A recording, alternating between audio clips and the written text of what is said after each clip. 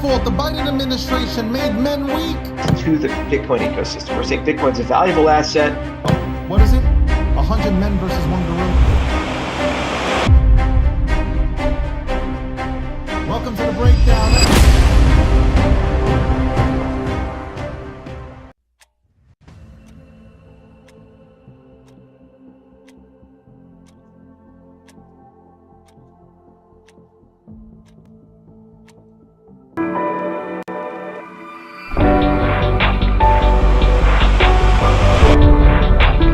Welcome to the Meme Report, where the community speaks and the tokens rise.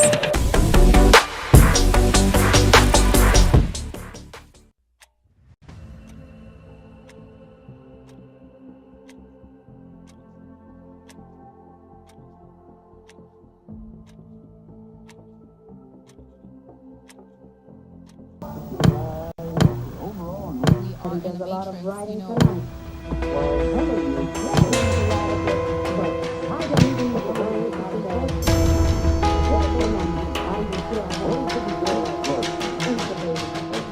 Welcome to Conspiracy Unplugged, the ultimate conspiracy. We are in a simulation. Are we?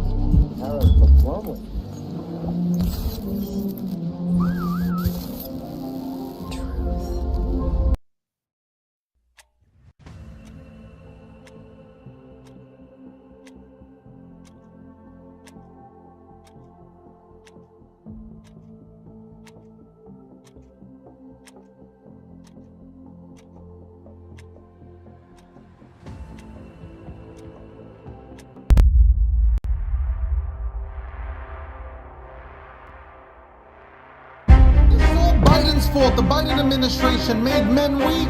To the Bitcoin ecosystem. We're saying Bitcoin's a valuable asset. What is it? 100 men versus one gorilla. Welcome to the breakdown.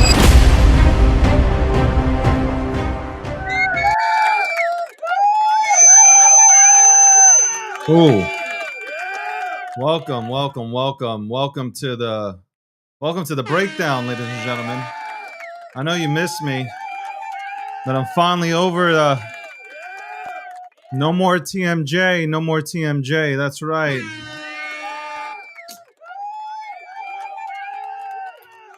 Fuck TMJ. That's right. Welcome to the breakdown, episode 581, sponsored by Gemini. The good folks at Gemini. I love Gemini. That's right. We love Gemini.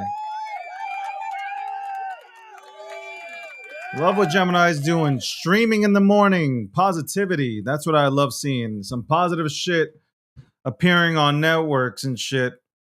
Shout out to Austin. I hope Austin's okay. I don't know if anybody's watched him eat like 100 nuggets. Dude ate 100 nuggets and 100 McNuggets from... Is it McNuggets or chicken nuggets? Whatever. From McDonald's.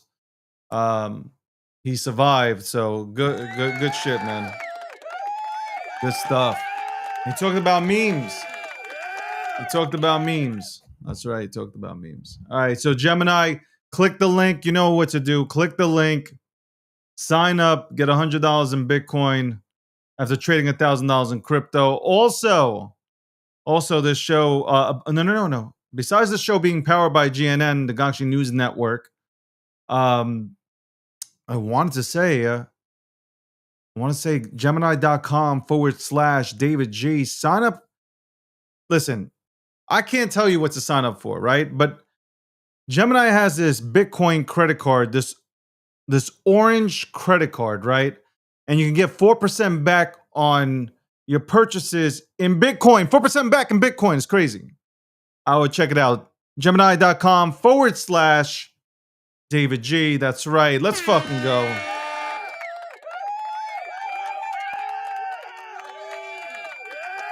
That's right. That is right. Ladies and gentlemen, I am back. It's good to be back. It's good to see all you guys tuning in. People are telling me that they can't come into they can't see us on X, apparently. I don't know. I give up. Okay. I don't know why I pay so much money to X, but starting August 1st, I did say this on a nightly recap yesterday. We will be playing all our shows on the Gochstein main handles. The main company accounts will be streaming all the shows. So tune into that. Follow the Gochstein account. Follow the Gochstein news account to go ahead and get to see all your favorite personalities. A lot of you guys are like, hey, where can I see so-and-so? Where can I see Hotep Jesus? Where can I see Julie Kennis? Where can I see Leslie? Where can I see Landy? Well, again, starting in August, you'll be able to see the entire roster and more. You will be able to see the entire roster and more in one place on the GNN network. So shout out to GNN. Shout out to everybody working their asses off. Shout out to my boy M leading the graphics in the video department. Love seeing it.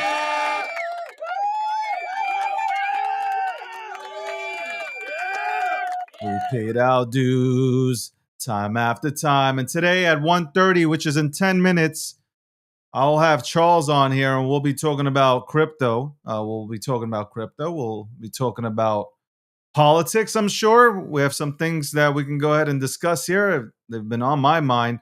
Also, right now, for the next 10 minutes, guys, what is the next $1 billion play? What is the next $1 billion play?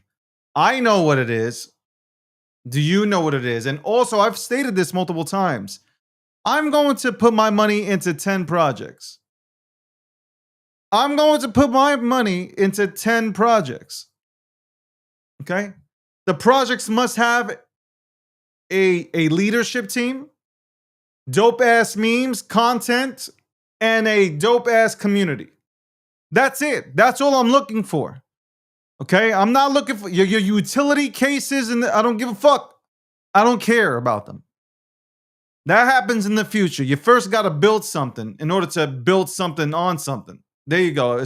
I'm sure you understand what the fuck I just said. Okay? So that's what I'm doing. And every week I will announce what I've gone into. Every week I will announce, hey, I've gone into this. Okay? I've gone into XYZ.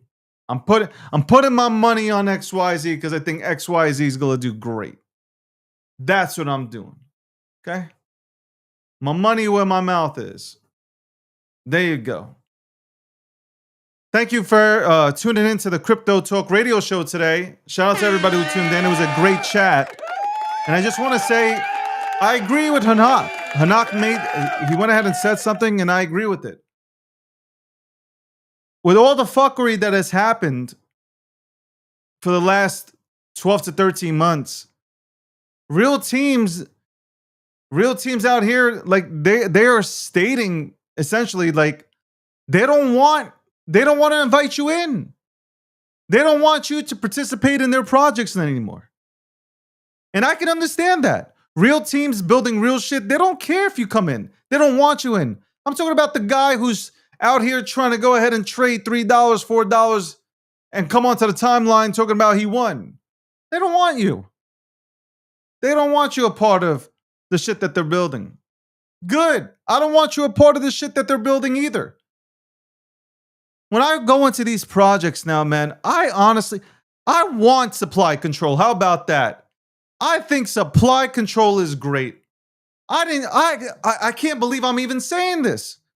Never in a million years would I think supply control is great. Now I think it's phenomenal. It is the only way that real projects can go ahead and grow.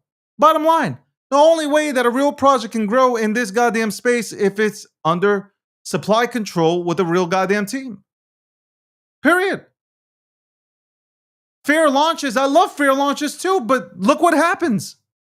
Look what happens when something fair launches. You got a bunch of people that go in, disrespect the goddamn chart, shit on it, okay?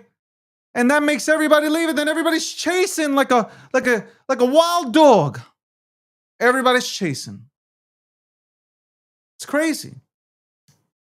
It's crazy. There are really a lot of projects out here that really, really deserve the spotlight, deserve a platform to shine on. You know, we talked about that today too. People like like Ron, right? I've had conversations with Ron. He deserves, UFD deserves a spotlight. They deserve spotlight. I want to invest into projects that have a leader that shows up every single day. I want to invest into something that has a community that's ready to run through a fucking wall for the goddamn meme or project. I want to put my money into that, and I'm okay with losing my money. I'm totally fine with losing my money because nothing's, at the end of the day, nothing's guaranteed. You can walk out your door right now and get hit by a truck, God forbid, but you can get hit by a truck and that's it. Nothing's guaranteed. Nothing here in these markets are guaranteed. Nothing. Zero, zilch. But you know what? I'd rather take a chance on a UFD, a dog on Bitcoin. I'm talking about dog the ticker. Okay? I'd rather take a chance on Bobo. I'd rather take a chance on a community with leadership that is leading and not looking at market caps. That's right. I want to invest into a community like Apu that has crazy ass autistic, in a good way, autistic son of a bitches that are all over the top. I want to be a part of that. I want to be a part of that. I want to be a part of a fucking thing that has no vibe to it. I want to be nothing that makes me excited, makes me want to run through a wall. I want to, like, these, again, like, I think, you know, like, I get into arguments all the time with people, not from my side, not like I want to argue, but it's like, bro, like, I get into things long term. Like, I'm not here to do that. You guys maybe are into short-term shit. That's great. Listen, there's a place for everybody. Some people like to get into short-term plays. I'm okay with going long-term. I want to see the shit build out. The meme economy, to me, is the next sector in the crypto space that will go parabolic. Go ahead and ask Van Eyck. They're all about memes. They have a meme index. I'm going to follow the money. And the money seems to think that I'm right when I say that memes are the next thing to pop. Nobody wants to be in utilities. And me and Landy battle about this. There's a clear difference between utilities that I speak of. You could say that, hey, listen, anybody can go ahead and say that the crowd is a utility. I'm talking about utilities that promise faster TPSs and all this bullshit. And I'm talking about just memes. They're two separate things. They're absolutely two separate things. Anyway, welcome back to the breakdown, episode 581. We are inching closer to 600. This is crazy. Chat, this is crazy, chat. We are inching closer. We are inching closer to the 600 number. Unofficially, I know I've done more shows. Unofficially, I know I've done more shows. Officially, it's 581, and there's nothing I could do about that. Okay? Nothing I could do about that. Man, I think I broke my hand, bro. I slammed my hand on the motherfucking desk. I think I broke that shit. Damn it. Ah, shit, that fucking hurt. I think I fucked up my hand. Hold on 1 second. Yo, I think I fucked up my hand. Anyway, back to you right after this commercial break. Sponsored by Gemini. Gemini, they got that credit card out. You should look at it. Gemini.com/David J.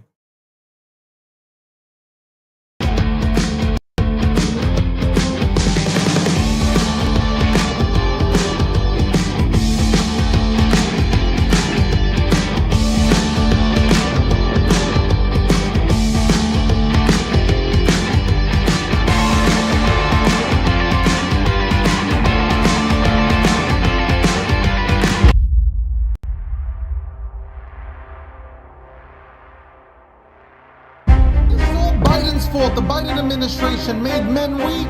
To the Bitcoin ecosystem. We're saying Bitcoin's a valuable asset. Oh, what is it? 100 men versus one gorilla.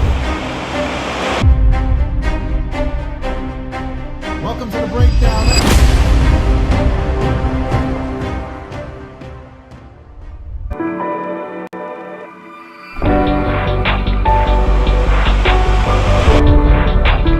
Welcome to the Meme Report, where the community speaks and the tokens rise.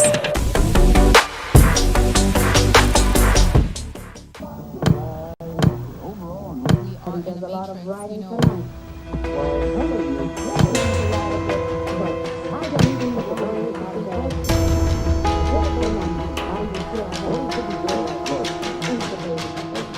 Welcome to Conspiracy Unplugged, the ultimate conspiracy. We are in a simulation. Are we?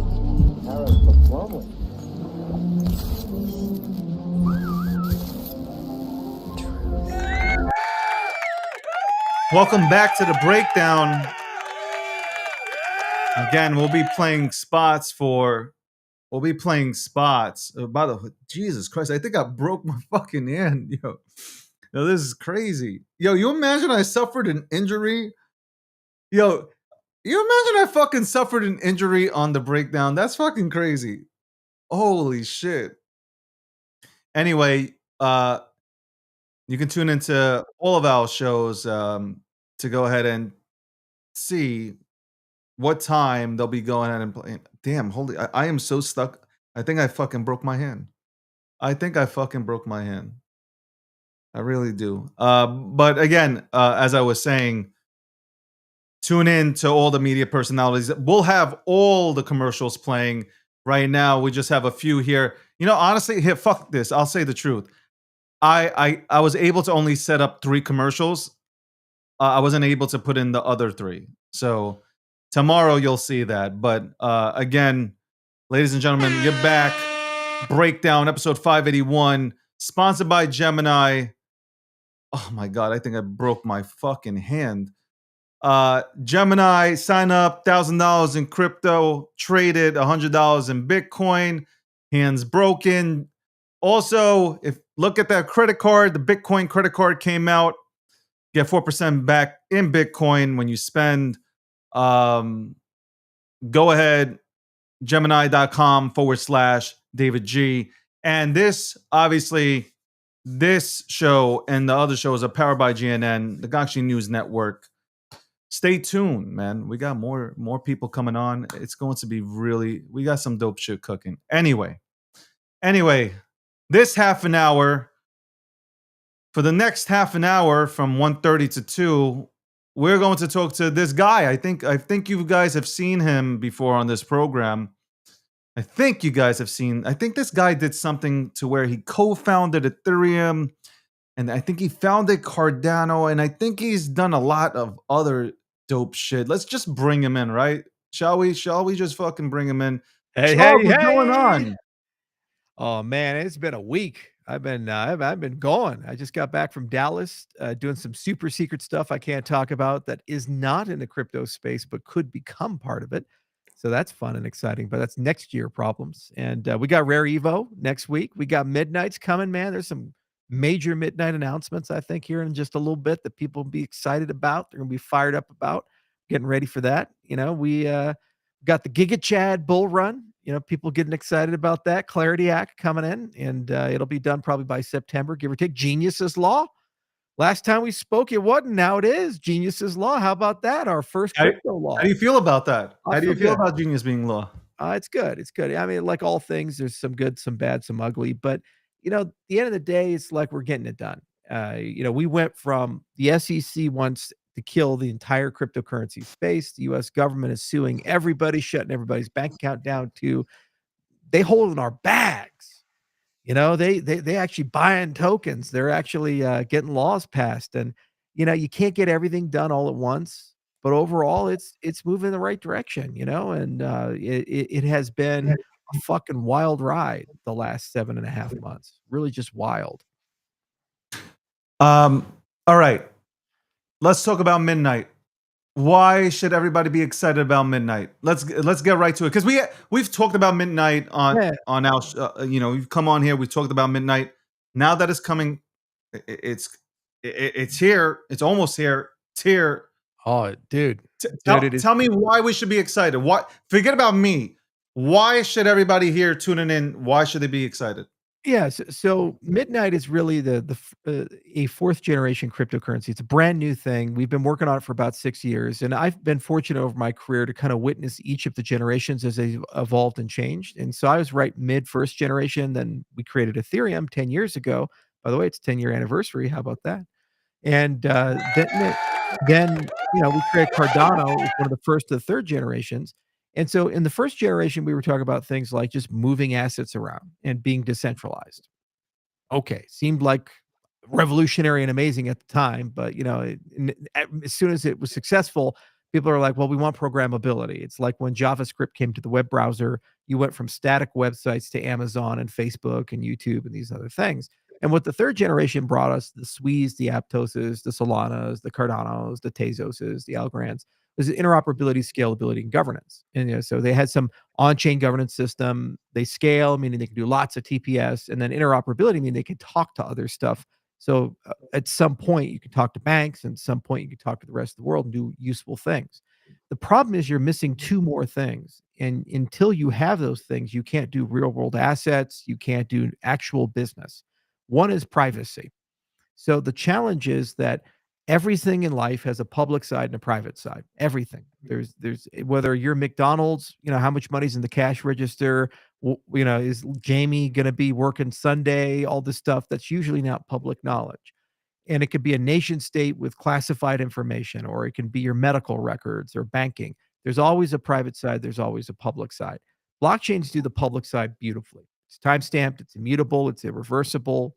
Put a pin in it, it's done. So the private side typically is done off-chain, and it centralizes everything to one party that manages that. So you've lost everything that makes blockchain special. The other side is selective disclosure and identity. So every single thing in regulated finance, securities and bonds and real estate and intellectual property, there's an owner, there's a person, there's a disclosure regime, there's a regulatory regime behind it, anti-money laundering and know your customer and all this other stuff. So people often ask, like, why is Wall Street not yet fully adopting crypto? Well, they want to, they really do. They've got blue balls, like boulder size, BlackRock blue balls at this point. They want crypto bad, but the regulators like, well, dude, it's not compliant. You have travel rule and you have all these BSA considerations and ISO 222 and thousands of things. And when you really read these things, they say, well, you need some sort of selective disclosure regime. So you keep it private on the outside, but then you disclose to the auditor or to the regulator or other people. So we thought long and hard, how do you build a system, kind of the last generation, the fourth generation, that covers the bridge between these two worlds, the TradFi world and the DeFi world, that has privacy and selective disclosure. So you can do a private stablecoin, for example, or you can do medical record systems or real estate systems or security tokens or supply chains. Just basically all this stuff that we've been waiting a really long time for. So that was the Midnight project 6 years ago. Is we figured out how to do private smart contracts. And then we had another technology, Atala Prism, that we originally deployed for Ethiopia that we repurposed and reused and brought over the Hyperledger. And we brought it in and we combined DIDs and self-sovereign identity with private smart contracts into one blockchain system. Then there was a question of, well, how do you make it useful to everybody? Because you don't want to just build another blockchain. Because then it's like, okay, well, fuck, there's 1 million of these damn things. Who cares? Well, what if you have a system where it has cooperative economics, meaning that you can use other blockchains to call this blockchain?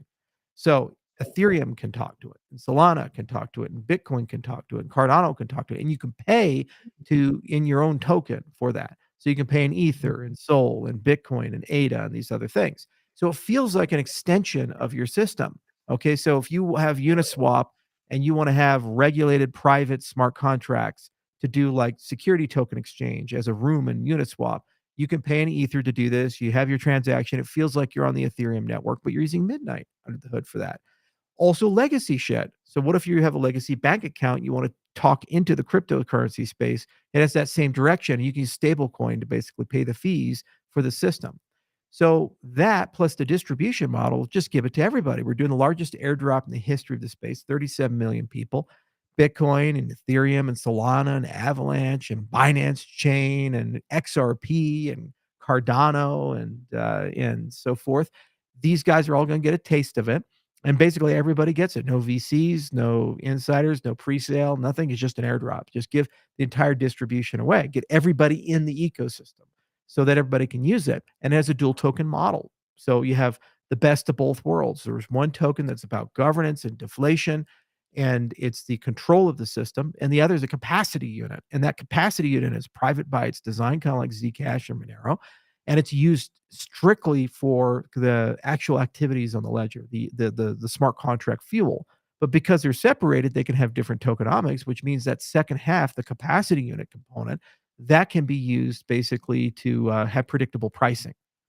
And also it gives you the ability to have provider pays instead of user pays. Because in Web 2, you typically don't pay to be part of the experience. I don't pay to be part of Google. I don't pay to be part of Facebook, right? Well, in crypto, you always pay up front. So your adoption curve goes to hell because it's like a paywall. The minute that the porn site has the credit card requirement, you're like, oh fuck, well, I'm just not going to be watching these midgets do terrible things now. This is terrible. But but it's got to be free. So with this, you can have provider pays, and because you have capacity unit that's generated from the night tokens, the dust, it gives you the ability to do that. So you can graft on the Web 2 growth model right on to Web 3. So it's the most advanced cryptocurrency we ever built. It's a chimeric ledger. It has accounts and UTXO. It has Polkadot technology, Aptos technology, Cardano technology in it, a lot of layer 2 stuff inside of it, a huge ZK system. We're using Plonkish with Halo 2, and we're already working on the next generation that's post-quantum using folding schemes. It is a leviathan of technology, and it allows you to have hybrid applications, and you can write your dApps in TypeScript, which is basically JavaScript. So it's super, super easy from a developer viewpoint. So it's really the magnum opus of my career. It's the roll up the last 15 years of knowledge and experience I gained from building all these different things, and we're putting it all together. And what's great about it is because I got rich enough, I just get to do it my way. We didn't have to go to like A16Z or Blockchain Capital and be like, hey, give us some money, and then they get an early distribution and all this other bullshit, which is always what happens with all these systems, right? It's just some insider comes in and takes it. I'm like, no. It's going to be pure and no pre-mine, no nothing. Just do an airdrop. Everybody gets it. It's going to be its own system. But yeah, it works with everything. And it's going to be like the bridge between TradFi and DeFi, bring them all together, and it solves, the security token. And already we have workshop down in Argentina going on today. There's like 10 different companies there, and they're working on a private stablecoin, and it's going to be super cool. They'll probably have it ready to go here in a bit. We have 108 partnerships we've already made, and we just announced Brave, 91 million people there, and I'm really excited about using this chain for things like ad tech and VPNs. Currently, it's integration, and we're already in discussions about what that would look like. We just got custodians on board, Bitcoin.com, Blockchain.com. These big guys, and that's like 110 million people right there between those three. So every 3 days, they're making a new deal. That's the current rate of progress the Midnight Foundation's been at, and it's the fastest growing project we've ever seen because it's everything to everybody. It doesn't matter if you're Ethereum guy or Bitcoin person. You want to get Bitcoin DeFi yields that are anonymous. There you go. Midnight's your thing, man. You want to build medical record system and get your medical records from the hospital to the clinic and back. Midnight's your thing. You want a stable coin that doesn't spy on you and know you're into midget porn. Midnight is your thing. It's your thing. There we go. We're excited about it. It's a lot of fun, and it's cool because we get to meet everybody, talk to everybody, and Wall Street fucking loves it. We've met with all the big guys, and they're like, wait a minute, I can do crypto trading and nobody knows that I'm trading because people are starting to track BlackRock and Goldman and these other guys. Yeah. It's all chain, right? They're like, yeah, no, we don't like that. We want everything to be like dark pools. And we're like, well, we might have a solution for you there, or an exchange like travel rule compliance. You can think of this. You can withdraw from the exchange to Midnight, and it's travel rule compliant because you can disclose to the exchange that you own the address, but it's anonymous address.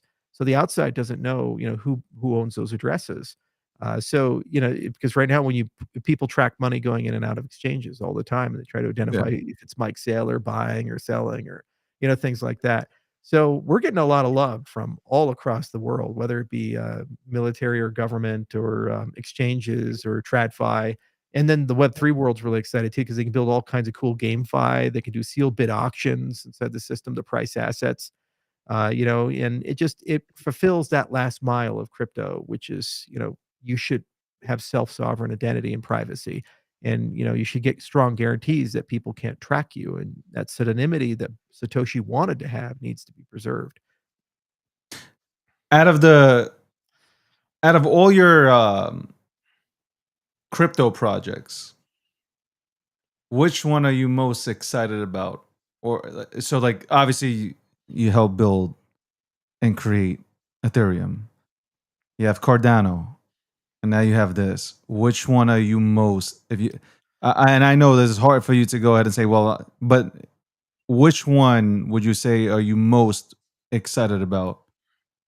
Well, it's kind of like you're a director and you've had a lot of famous movies, and you say, well, which movie is your favorite? I don't, well, every movie for its time that you're directing it and you're producing it is your favorite, because Okay. that's where you're at in your life. That's where you're at in your mind. And, there's a story you want to tell. There's a problem you want to solve. There's an audience you want to, have fall in love with that.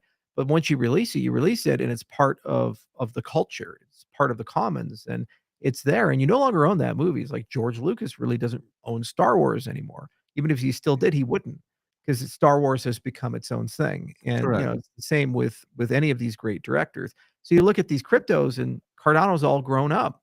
It's self-sovereign and it has a constitutional committee and DREPs. It's fully decentralized. There's no Genesis keys. It's completely self-determining. It has its own treasury and budget, and it has a huge cadre of developers and coalitions, and all this stuff happens, and I'm not even in the room, and I don't even know about it, but it's happening because it's a self, determining thing. And we're still there, and we're still part of it. We have hundreds of engineers. We run lots of stuff, but it's permanently there in the lore and the mythos. So currently, I'm working on Midnight. So from a technological viewpoint, Midnight is the most interesting to me. In fact, Midnight is the first time in a very long time, in 8 years, that I'm actually writing papers again. Let me show you this. I very, very rarely write papers, and I've been working on this one right here. I mean, the reason why I asked that question and I didn't ask a different question is because it seems like I'm watching you speak about Midnight and like there's a new jump in your step. Like I Oh yeah. just So that's what it feels like. this right here is something I'm working on for a folding algebra that is like the heart of Midnight being post quantum. And, I'm going all the fucking town with this thing, man. And there's a lot of really fun math that's in it. And then I'm actually developing a universal folding algebra that's connected to this scheme. So it's basically tensor-based folding using cyclotomic polynomials with GPU acceleration. And so, this hopefully will feed stock into a Hyperledger project that we can do with lots of companies. And we basically can solve all the things that Halo 2 can't do and also create a universal constraint system. So it's called a CCS, a customizable constraint system. So the AIR and Plonkish and R1CS can all compile and run on it. So it'll be interoperable with all the zero knowledge systems. It come kind of like the universal zero knowledge engine, and it'll solve the golden triangle problem, which is small proofs, fast verification, and fast proof generation time. So, I haven't written paper long fucking time. Like LaTeX is like evolved, world has evolved a little bit. But it's been tremendously fun to kind of do this again. And I feel young again. It's like a director who hasn't directed a movie in I'm a telling while. you, And, you look you know, like you have like this jump in your yeah, step yeah, right now. yeah. And I don't know if it's from going to DC and getting shit done or if it's from Midnight, but it looks like like this No, is like you just had a child or something. yeah, but well, DC was it's old business. You just got to do it. You got to go have the fight. And, it's long overdue. It's good that we get that validation. It's been 15 years of ups and downs, and we're creating a solid foundation for everybody to stand on. Midnight is where we actually get to solve one of the hardest, if not the hardest, problems in the history of our industry, which is privacy at scale, computational privacy at scale. Yeah. This is not just selective disclosure, this is also infinite scalability, because every one of these proof structures, they can be roll-ups and they can be billions of activities all rolling up into one thing. As you'll see with the private stablecoin that we're talking about, we want to simulate like millions of transactions, and we want those to just be one transaction, after it's all said and done. We solve this problem, it's a guarantee that cryptocurrency is not only useful, but it will be adopted long term and enter every part of society. So it's Yeah. exciting for me because I can see over the next 5, 10, 15 years how we're going to get to a final a final adoption, the final stages of adoption. We've always been talking about it. We were all acolytes. We said Satoshi's vision and decentralization and all this other stuff, but there was never a direct path for how a nation state could run on a cryptocurrency. But when you look at technology like Midnight, it's the last mile. We learned how to do smart contracts from Ethereum. We learned how to do governance and scale from Cardano. With Midnight, we're really learning now how to get the economics in the right place and the distribution in the right place, the privacy in the right place, and the identity in the right place. And all these things mean you can run any economic, political, or social system. You can have fair voting. You can have great social systems, like social networks like Facebook, YouTube, all this stuff. You can have economics like a central bank run on this, and it has all the principles and integrity of the cryptocurrency space as a whole. We've been talking about this, man, for a long fucking time. Since before I was born, people have been talking about these ideas. And finally, we're here. We can taste it, we can feel it, we can touch it. It's almost ready to go. And the fact that I get to do it my way, like no pre-sale and no VCs and no moral compromises and everything. Because every fucking time you do this, there's always the money men, and they come in and they fucking tell you how to do it. And now I'm just in a situation where, I'm just like, I got fuck everybody money. So I can just go and do this type of stuff and say, like, what, this is just the way it's gonna be. And you like it, great. If you don't like it, tough cookies. We're gonna get this done. And the beautiful thing is I know enough about decentralization. Once you get in the hands of tens of millions of people, there's no going back. You launch decentralized, you launch with an army of people, and you get computational privacy at scale, and it's just magical. So yeah, I'm excited. I'm really excited. The math is great too. These this lattice space stuff is so intriguing and interesting. And there's actually multiple cryptographic revolutions happening at the same time. Fully homomorphic encryption was something I kind of grew up with when I was in college, and it was always a thing, but not a thing. Craig Gent reinvented it with Dan Boneh at Stanford, like 2008, but it was not a thing. But now it's becoming a thing. It's actually real. That's operating on encrypted data without decrypting it. And there's an overlap between the mathematics of fully homomorphic encryption and these module SIS stuff in lattice space that when you put them together, they actually work really beautifully for zero knowledge folding schemes. So it means we're right at an inflection point that if we invest in just the right way in 3 to 5 years, we'll have like this universal mathematics of privacy that are immune to quantum computers. They're infinitely scalable. They're GPU accelerated. They have small, concise proofs. They run on your phone, and they guarantee inclusive accountability, which means you always can verify that what you're looking at is correct. Your vote, you can check it. Yes, the vote is right. The money, yes, the money is right. And that's so powerful because we don't have that in any system in the cloud right now. You're just told this is your bank account. Well, how do I know it's right? Well, you have to trust JP Morgan Chase. You're told, well, this is your vote. Well, how do I know the election's right? Well, you just have to trust that the election is right. You look at the supply chain. Well, how do I know there's no carbon? Well, you just have to trust that somebody audited that thing. Well, this is a trustless society. Yet proof carrying data on the transaction itself is a proof. And you can check the proof and you can verify that it hasn't been forged and it's honest and right.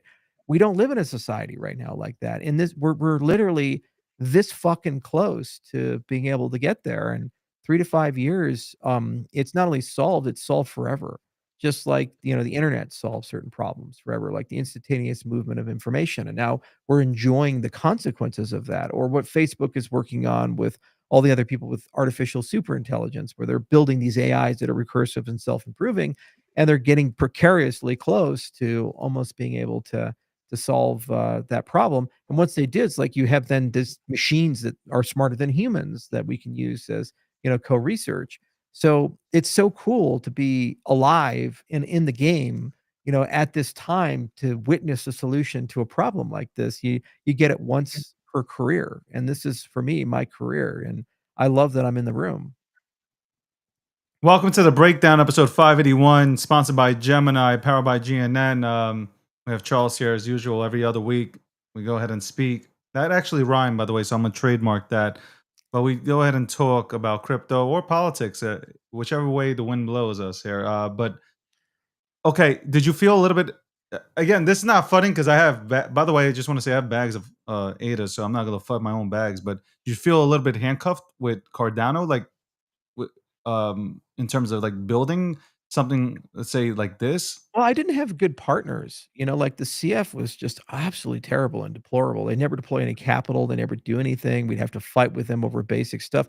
I mean, they abstained from funding us with the treasury. I mean, it's like, okay, Jesus fucking Christ. Whereas Midnight Foundation's phenomenal partner. We call each other every day. We worked very closely on a lot of different things, and they just want to win. They want to be successful. 108 deals in a year. That's one every 3 days. That's production, man. I don't know where they find the cocaine for this type of stuff. This is good. It's and so it's reinvigorating when you have a lot of people in the room, they just wanna get stuff done. The other thing is there's a lot of pragmatism. When you take technologies like Jolteon and Parity Substrate and Cardano and other things, and you can put them together, it's really fun to work with that. And the other thing is, there's a lot of Cardano people working on Midnight, like, Pi Langham from, Sunday or Phil Desario from Anastasia, and they're young and they're fired up and they're super passionate.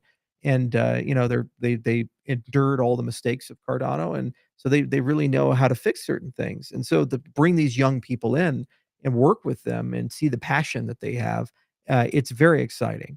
And the problem with Cardano or Algorand or Tezos or Ethereum or any of these other things is that there's already such a long story that's been told. 90% of your day is servicing that story, and Yeah. you move in a very systematic and deliberate way, and it's important, and it's necessary, and you never wanna let it go. Like, you wouldn't shut Ethereum down, right? You wouldn't shut Cardano down, but it's predictable. Like, okay, what are we doing for the next 24 months for Cardano? Laos, Ouroboros Laos, and we know what to do, and we know how to do it, and it'll get done, and it's super hard, and, it'll be amazing when it turns on, and then we'll get ton of scalability from that. And same, get Hydra out or, Plutus V4, and UPLC will support all these new things, and then we gotta worry about intents and contract composition, and yeah, okay, and they're absolutely awesome, but we know it, and it's not like we've changed the entire world. There's plenty of blockchains that are fast, or have better finality characteristics and intents. We're not the first to invent that. Anomia did, or and so forth. So some of this is catch up, and some of this is just the Cardano way of doing it. And when you do it, it creates value. So it allows Cardano to grow to maybe a 50 billion or $100 billion ecosystem, and it benefits all the dApps and DeFi there, and just getting things fixed up. But you're not solving a foundationally new problem. With Cardano, we solved the first perfectly secure proof of stake that was liquid non-custodial. We solved that problem. We were the first to solve the extended UTXO at scale, for real developers, us and Ergo. And so we solved hard problems, and governance was the same. We were the first to really do a constitution and do all of that. Midnight is now solving new problems. And so it's always more fun when you get to be on the ground floor of solving a major problem. It's not just the private smart contract problem, but it's private smart contracts at scale, useful. They run on a cell phone, small proof sizes, and they can beat quantum computers.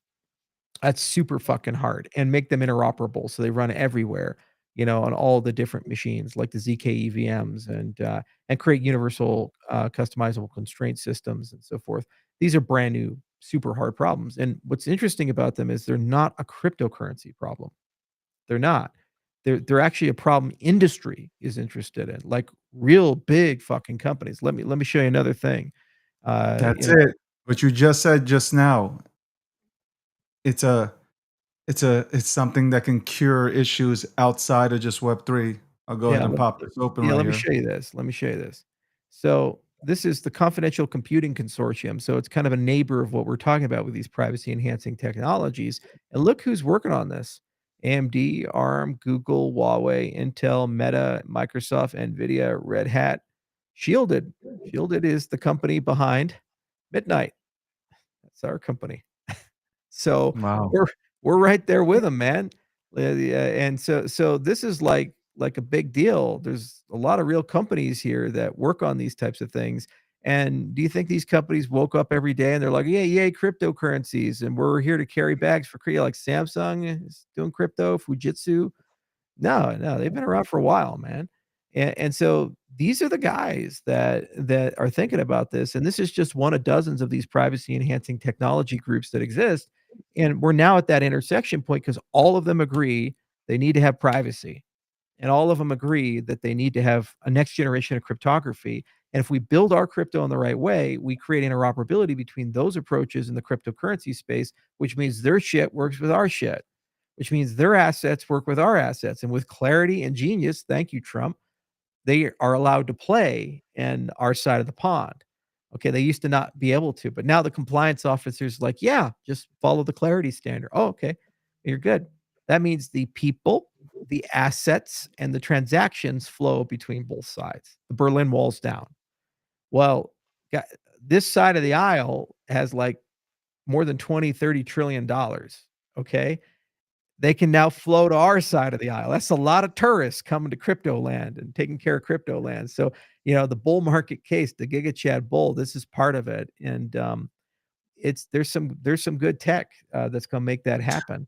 And I'm just excited, man. It's like every 6 months we're having a major breakthrough. Every 6 months we're making major progress for this type of stuff. How's this benefit people who are into Bitcoin DeFi?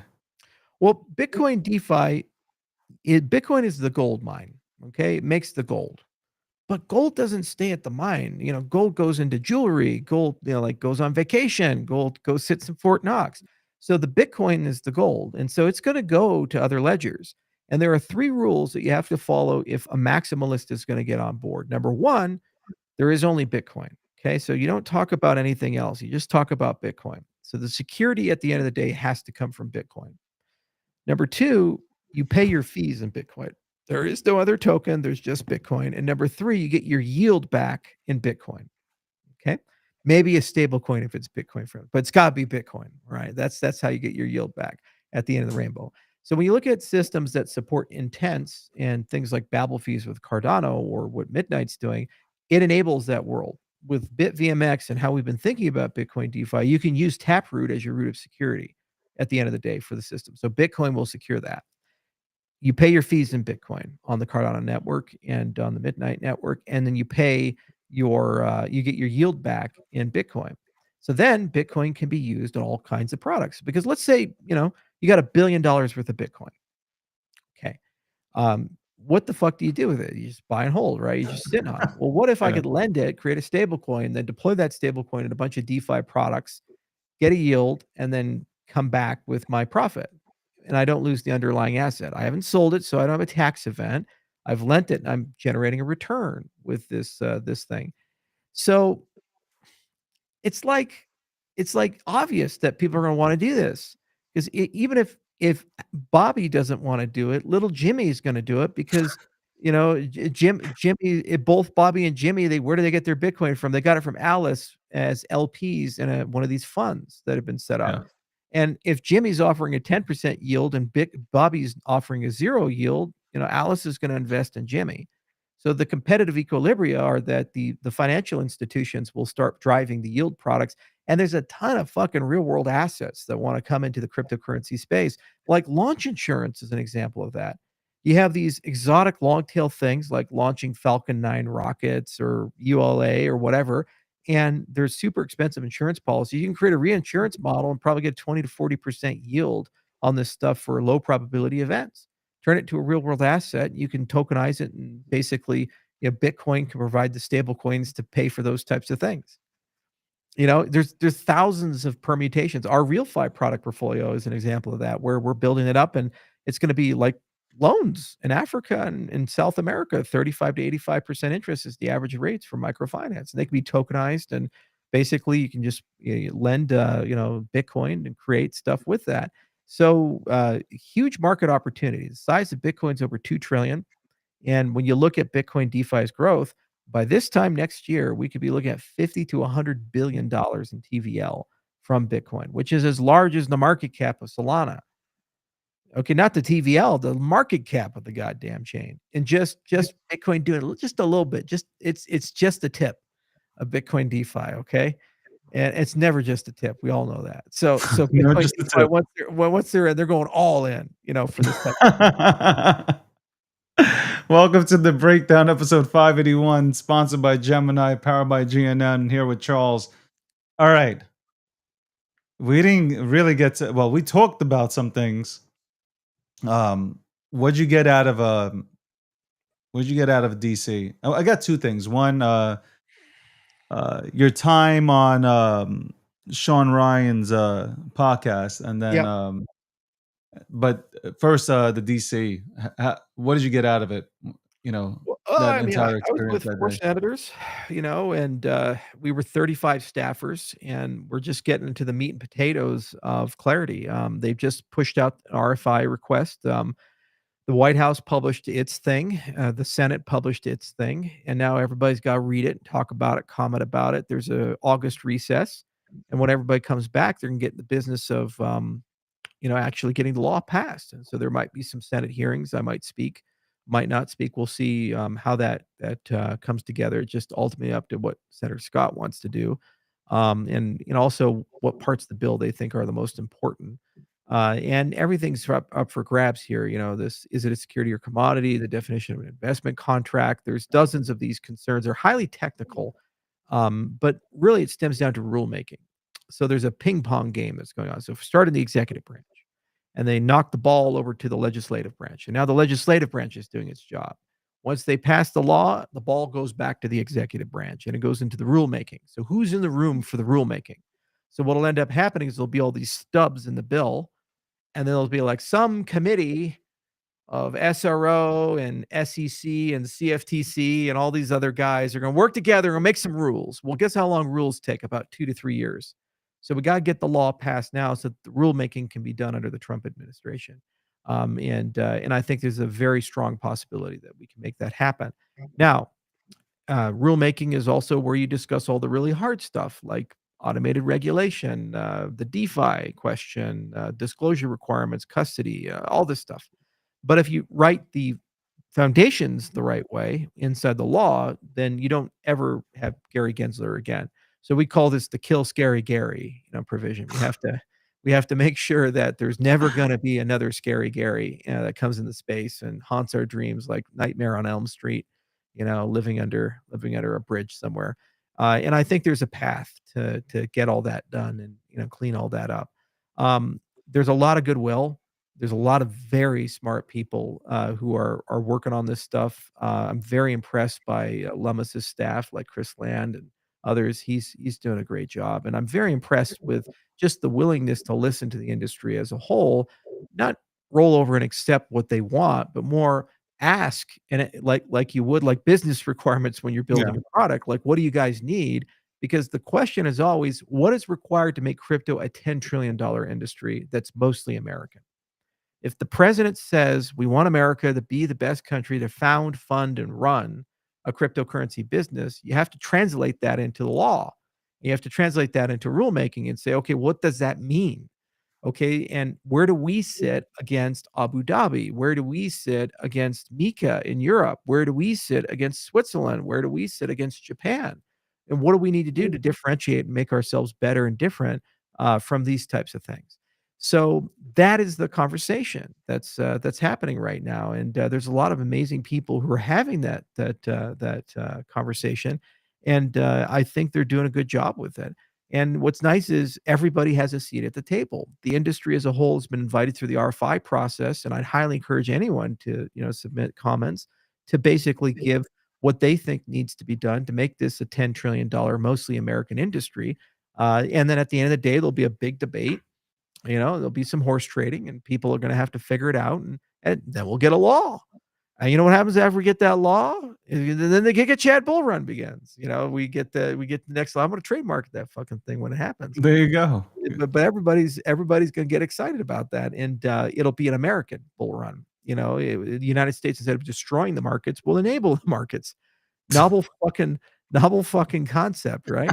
And then it's 2 to 3 years of rulemaking. We'll have to get, roll up our sleeves and sit down, and there'll be a lot of industry collaboration with the rulemaking process, and we'll get where we need to go. Now, there will still be scams. There's still going to be failed products. There's still going to be issues. I mean, any financial market, crypto or otherwise, there's always going to be this concern, but it'll have at its core integrity, and it'll have at its core stability. And then it's now actually a game of innovation, which is what it should have been. It was so frustrating because there's all these things we could have done to innovate, but we couldn't. Everybody was just like, how do we hide from Scary Gary as he goes and molests one person after another person and does these horrible things, to us as an industry. And we're just like, wait, don't you want to build a product and have a customer? And don't you want to like get these protocols adopted? Yeah, but we can't talk about any of that because we have to hide from Scary Gary. I mean, that's literally where the mindset of the industry was at for years. And it was so damaging and corrosive and disgusting. And now we're back to business. Okay. We're back, got our balls back. We're ready to go. We got our balls back, ladies and gentlemen. We got our balls back. It's funny. I've been reading reports today that they're trying to bring back every single entrepreneur and innovator back to America to create, or to innovate crypto here, not outside of the United States of America. So that's cool to see them, and also the SEC chair came out and Atkins stated that almost all cryptocurrencies are not securities. So, that's nice, to go ahead and hear for this industry, boosting the morale here to allow innovators to continue to stay here and innovate, right? Because a lot of people don't want to leave America. I mean, but they had to leave by choice. So, by the way, congratulations. You went on to Sean Ryan's show, and I seen the amount of views, almost 20 million, I think. I might be wrong, but that was the last time. Last time I checked, it was almost 20 million, I think. So I think you did a pretty good job. Also, that the next episode that he had, which had Brian Armstrong was on it. I think right after you. He kept on mentioning Cardano and crypto, anything that was associated with crypto and Bitcoin. Yeah. Cardano came in, and your name came up. So that was pretty cool to see that you left an impression. How did you feel about going on that show? How was it? Well, I love Sean Ryan. We chat from time to time, and he's a good guy. And how we know him is that Sean Ryan was a Navy SEAL, and some of the people in my detail are Special Forces operators, and one of them was a SEAL Team 6 guy. And so they kind of know each other through a friend of a friend, and they both serve roughly at the same time. So they, it's like those are a very small, tight-knit community. And Sean is kind of like the accidental podcast guy. I mean, he was a CIA ground branch guy for 14 years. Like, he wasn't supposed to be a podcast guy. Yeah. And then he kind of ended up in that profession. And so everybody in the soft community, they really want him to be successful. So they're always throwing great guests at him. And a lot of soft guys are in executive protection details. And so they're always talking to the boss and be like, hey, boss, you can go on this guy's show. He's going to be the guy. So that's how I got dragged into it. And I'd watched, a few of his episodes, but I wasn't super familiar with Sean Ryan because it's mostly on that side of the world. But now he's going parabolic, and actually sometimes he has more views than Joe Rogan does. And so they're very competitive on those two sides. But they were super friendly. It was really fun to go on that show. I flew over to Tennessee, and I sat down. I had breakfast with them, and we talked for like 2 hours and blew his mind. He's like, whoa, this is awesome. And he walks in and he tells his guys, like, this is going to be a good podcast. And we ended up talking for about 5.5 hours. And the edited version was about 5 hours, 8 minutes or something like that. But it was nice because it humanized me a little bit. I needed to have an interview that said, hey, Charles isn't just a crypto guy. I do a lot of stuff. I do synthetic biology and biotechnology, and I'm interested in psychedelics, and I'm like doing something with the Monroe Institute and remote viewing. I just there's like all this stuff that's in my Yeah. portfolio. I'm a gamer. I own a game company. I just got a gaming magazine that I launched. There's all kinds of crazy stuff there. And when you talk to Sean, he's very good at kind of putting a platform together so that you can be yourself and you Yeah. can kind of explore all those different avenues. And it's been a very successful podcast. And the other thing is that it's something that when we talk to people like Joe Rogan or others in the future, and they say, "Well, what would you be a good guest or not?" It showcases what they're getting. It Yeah. says, "Okay, it's not Lex Friedman in a deeply technical conversation about cryptocurrencies. This is like the audition for that level of notoriety and Yeah. publicity." And so, as my ventures get more mature, it would be a lot of fun to go to that next level and kinda have that conversation and stay in that circle. The other thing is that Sean, because we have the relationship, it's easy to go back, in a year or 2 years or 3 years, depending on the rate of progress, and I have more goodies to show. Like, Yeah. Blackhawk is a great example. We've been discussing it'd be fun to start building them and not just own one and have that and actually upgrade and modernize them because I've gotten so frustrated with the military not being able to replace a Black Hawk and having these F-35 debacles where they spend 20 years and $1 trillion and they fall out of the sky all the time. Our men and women in uniform, they deserve better tools. And so it'd be a lot of fun not only to do that, but also take my passion for material science and put them together because there's this technology called a negative refractory index material that you can use to make things go invisible. So it would be super cool to see if we could develop like a carbon nanotube version of a hydrogen powered Black Hawk, runs with electromagnetic motor that's also invisible. That would be super fucking cool, and that's the kind of shit that you could bring into those circles and people would For wrap sure. their hands around and get excited about, and there's civilian and non-civilian use cases for it, and it's just a massive engineering challenge, and, I love thinking about these types of things. As much as I love the zero knowledge stuff, I'm also very passionate about those things, and they make a big difference. I deployed my Black Hawk to North Carolina for Hurricane Helena, and we were with Samaritan's Purse and Billy Graham's grandson, and we flew, Don Jr. and a few other people there.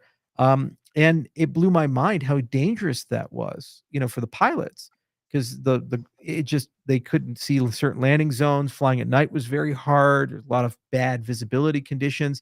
The ground was uneven in many places, and your helicopter could sink and create a problem. And it was just really got me thinking, man, we need better platform. Why are drones not integrated into Yeah. this thing, and why don't we have, like, the VR thing where you put a headset on and you can see through the smoke using lidar and radar and sonar and these other things. It's like there's all these capabilities that exist, and so that's the kinda stuff that gets me excited, and it was fun to be in that environment because Sean is also in that environment, and we could have like an operator talk, from that. But then we could talk about crypto, and he's new to crypto, and he's kind of our audience of where we want to go to as we get to mainstream adoption. But then also he did Iboga. So he's super into psychedelics these days. And so we got to Yeah. talk about some of our work for depression treatment in my clinic. Like a lot of people don't know this, but we have product coming online that in 5 days, we potentially can have a 30 to 40% remission rate for depression. So you can come in, have severe depression, we can hit your brain with transcranial magnetic stimulation, and in 5 days' time, you may have a quarter flip chance to actually have your depression get better and feel and no longer have to take drugs and so forth. That's And and awesome. and so this is stuff I'm super passionate about, and he's passionate because he's lost half his friends to suicide, because they Yeah. were operators and they went into the field, they got all messed up, and, when they came back, they went into drugs and alcohol, and they ended up killing themselves, after it was all said and done. So there's not a single person in that profession who's not looking for a cure because modern medicine has failed that cure. So it was so cool to just be there and be able to have that conversation and, have that space, and he really got it, and so I really enjoyed it. It was a lot of fun. Well, you deserve it. Number one, I'm glad that you went out there over, I guess, almost 20 million or over 20 million views on that show. So congratulations to that. That's a huge thing. Obviously, even though you spoke about crypto for maybe an hour or so, it's still big for the ecosystem. Regardless whether you like Charles or not, it's still big. I like saying that because people are just hate people for the wrong reasons, but you have somebody out there that's now 20 million people tune into it. Maybe half of them don't know anything about crypto, and now maybe 50% of them are now entertaining, the ecosystem. So it's nice to see you. It's nice to see you leveling up, Charles. It's nice to see you just not Eh, just talk about no one crypto, can be man. happy. No one can be happy. That's the biggest issue. It's like you go on the Sean Ryan, everyone's like, "It's not Joe Rogan." It's like 20 million fucking people, man. I 20 mean, million people. Oh, yeah, but it's not Joe Rogan. It's like just there's this, and I think it's a broader symptom of we were in the bear market for so long and we got so deranged from it that we're not allowed to feel joy in crypto. If the price doubles, well, why didn't it triple? You're on Sean Ryan. Well, why is it not Joe Rogan? The United States government is like embracing crypto. Yeah, but that's the Trump administration. It's just like, do you know where we've been, dude? I remember when, Bitcoin was first coming out, and it was funny. You go to Bitcoin Reddit, and some like third-rate celebrity would talk about Bitcoin, and like Flava Flav has started talking yeah. about Bitcoin or some shit, and everybody's just losing their fucking minds. They're like, "Oh, Flava Flav just said something about Bitcoin. Oh my god! Oh my god!" Like we were all just like our nipples got so hard they cut glass, man. We were ready to go, and now we're just like, well, it's only at $1 trillion. Yeah. It's like I remember what it was before 1 billion, you fuckers. I remember when Bitcoin was under $1, you fuckers. I remember back in the day, man. Look at how much progress we've made in 15 years, as an industry. It's unbelievable. Some And people are so just not happy. they just Like can't be. They can't it's be. like the most miserable. Even if they have money here, they're miserable. It's just like I Yeah, don't understand how you can be miserable. Go yeah. enjoy yourselves. Go enjoy Have fun. yourself, have fun. It's actually okay to clap for somebody. Like I Yeah, try to express this. It's okay. It's okay. Like it's okay to say, hey, you know, I might not understand the man or like him, but man, that's really cool shit, man. Stop looking for a reason to hate.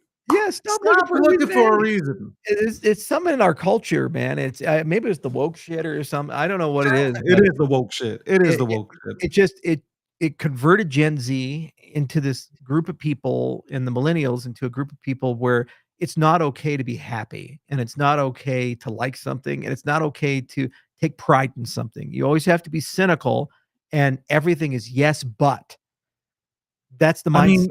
Charles, have you seen recently, like, I know before you go, like, I mean, have you seen what's going on recently with the commercials? Like, right now, Sweeney did a commercial for jeans, and apparently it's Nazi propaganda or some shit. And then this, I don't know what the other commercial was about, but some guy comes out of a swimming pool, and apparently now, like, the people are stating that white people are being pushed on them. I mean, this generation is so fucked.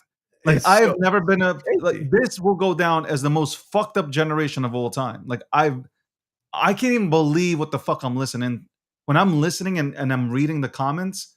Wild, wild. Sweeney, she's in jeans. She said in the commercial, she says, "Well, I have good genes" or some shit like that.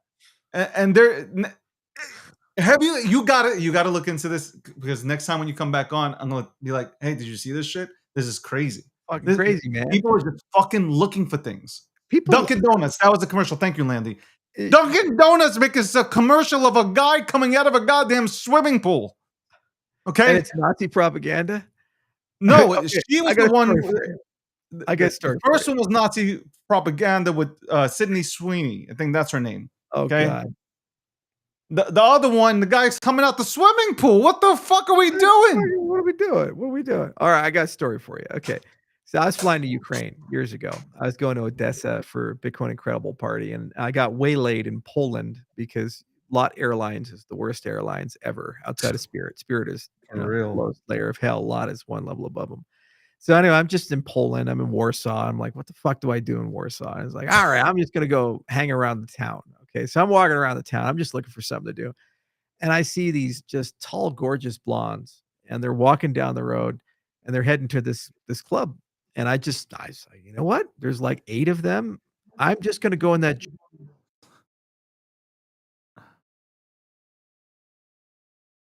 I hope it didn't cut out. Oh man. Oh man. Let's hope we can bring Charles back because this is a story. I want to know. I want to know what happened that night. Charles, you're back. I'm back. Yeah, the worst time for my internet to go down. So Right? anyway, these tall eight, just gorgeous blondes are walking in. So I start going that direction, and turns out there's a club. It's called Club Mirage or something like that. So I go in, and there's no dudes in this club. There's only like 300 women, maybe 400 women. They're all just gorgeous, Eastern European, Polish blondes and stuff. So I go up to the bartender. He's the only dude there inside the club. And I say, "Is this a gay bar?" And he's like, "No." It's like, "Where are all the men?" He's like, "They come later." And my brain still today, I can't compute, this type of thing. Like, why are all these women here alone and there's no men? But anyway, the point is, the reason why I went to that club is because beautiful blonde women went to that club. Yeah. It's not because of Nazi propaganda. Exactly. It's not because of racism and affinity. It's just because it was good marketing and good advertising. Jesus and Christ. and and this is like an axiom that has been true forever in marketing, and we forgot about it in the woke era, which is why Victoria's Secret almost went out of business, and all these other brands almost completely died in just 10 years' time. And it's just something that's happened to Gen Z, and it's broken their brains, and they just can't handle it. They can't be happy. No one can be virtuous. No one can win. Everything has an asterisk. If in any event, the very first thing they do is yes, but they're looking Yeah. for the but. Okay, they won the Super Bowl. Yes, but Yeah. they won the election. Yes, but we passed the law. Yes, but we just passed Genius Act. We went from the cryptocurrency space is going out of business. U.S. government's trying to kill all of us and throw us all in prison to $1 trillion of stable coins are coming in, and it's going to Yes, massively but. supercharge the industry. Yes, but. Yes, but. Yes, but. And it's like, sometimes just enjoy being at fucking Club Mirage with the 300 beautiful Polish blondes with no other dudes to compete with. So that's a win, man. That's That a is win. that's That is big the brain best shit win right there. you are ever gonna get in your life, and you just take that win. Okay, it was a bad day. I was been up for 30 hours. Fucking layover. My flight got canceled. Ah, shit. What am I gonna do? Got to find a hotel or something. But suddenly it falls in your lap, and you know what? It's not going to be a bad night. It's going to be a good day, and that's what crypto's got to do. Scary Gary was Lot Airlines, and I'm sorry to Lot Airlines to call them Scary Gary, but that's what they were. But we got off the plane. The plane disappeared. It's somewhere else. Who knows? Like, wherever that man goes, he's probably living in the sewers saying, "Hiya, Georgie." He's doing his thing. But we're done with that now, right? And now we're at Club Mirage and let's just enjoy it as an industry. Let's all just have a good time. Let's all come together. As for the advertising, all these trolls, they're just angry because they had a brief window of time where they were listened to and popular, and people would pay them to, you know, eh, broadcast their insane ideas. But now they're no longer gainfully employed, and now no one's paying attention to them anymore, and we're just going to ignore them. And it's like that Simpsons, like, just don't look, just don't look. Eventually, the advertisements die, so Exactly. they'll just disappear and fade away. Well, it's always a pleasure to have you on. We'll be back in 2 weeks' time to go ahead and talk. Maybe we'll dive in to figure out if Charles took one of them home. I don't know. I'm just saying we might not even touch this story ever Not again. touching that story. There we go. Oh, Lord, Lord. Plead the fifth. Plead the fifth. Plead the fifth. But I'm glad to see you doing well. I'm happy that you're excited about midnight. There's a lot of people that are excited from the Bitcoin side. Yeah. That have been hounding me to say, like, when you get them on the show, ask them. And I'm glad that you were able to provide that answer. Looking forward to talk to you in the next 2 weeks about some more positive crypto shit. The Giga Chad. What did you say? The Giga Chad bull run. There we go. Giga Chad bull run, ladies and gentlemen. Yes, sir. Yes, sir. Thank you, That's David. Charles right there. He's flying away in his helicopter. Okay, Cheers. He's flying away. Bye, Charles. Ladies and gentlemen, welcome to the breakdown. Be right back, right after this.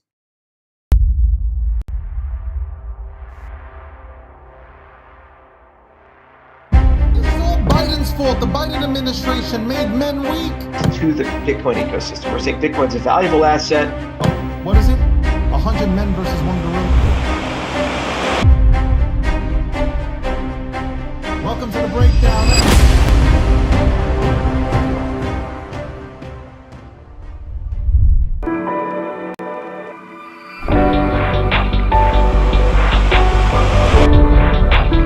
Welcome to the Meme Report, where the community speaks and the tokens rise.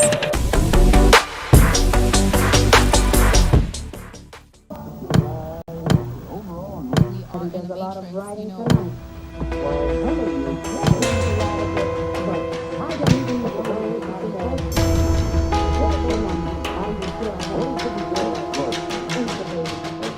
Welcome to Conspiracy Unplugged, the ultimate conspiracy. We are in a simulation. Are we?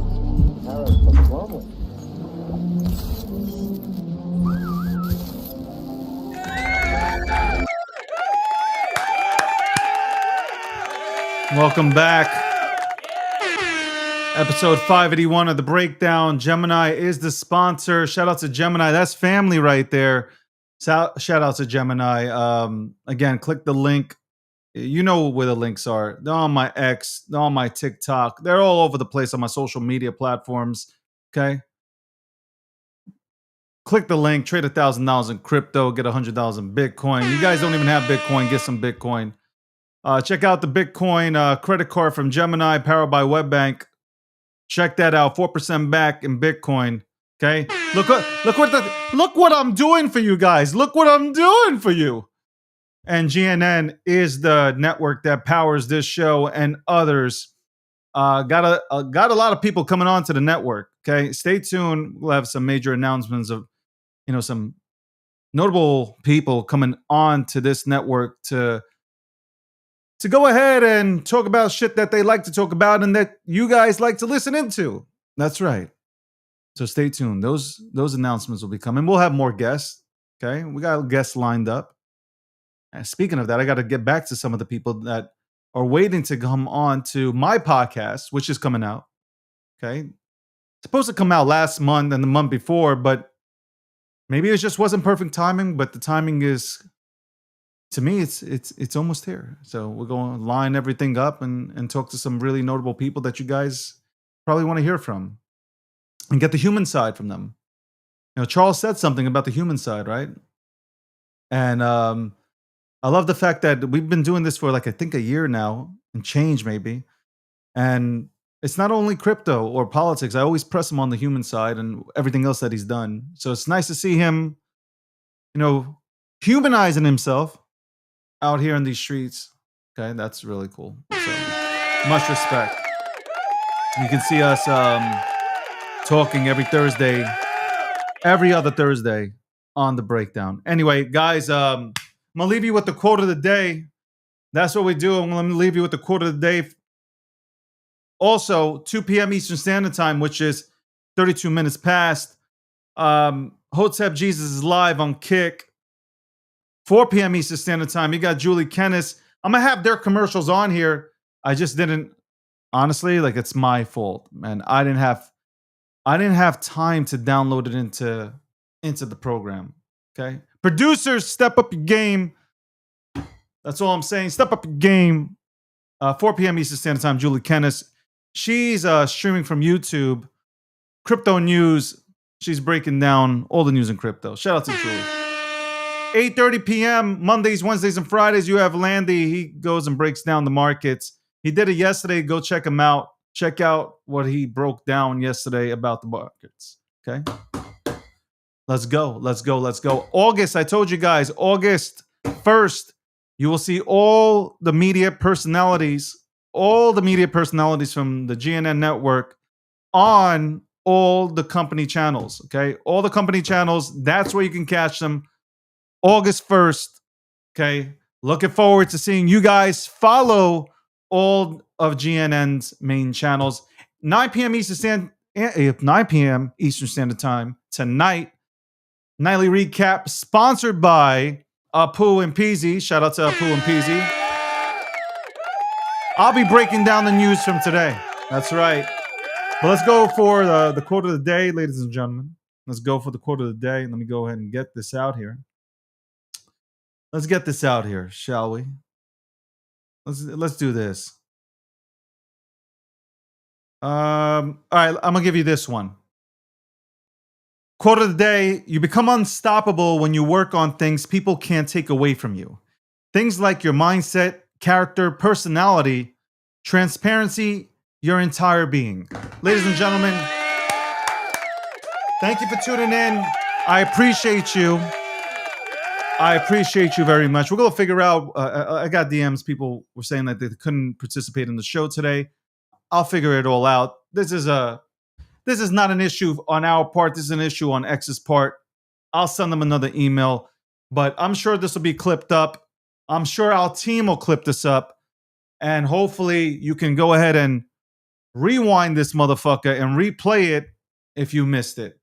On that note, guys, have a wonderful day. I'll see you later on, okay? I'll see you later on today. Nightly Recap, sponsored by Apu and Peasy.